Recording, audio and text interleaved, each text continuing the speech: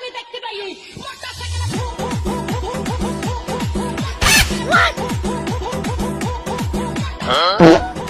কি হলো বে?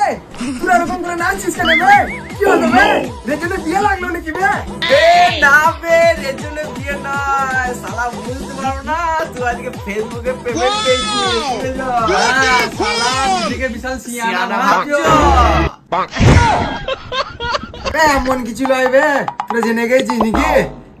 হ্যাঁ আমার এইভাবে ফেসবুকে ফার্স্ট পেমেন্ট ঢুকেছে। ভাই পার্টিটা দে, আমাকে কিছু পেটে খাওয়া।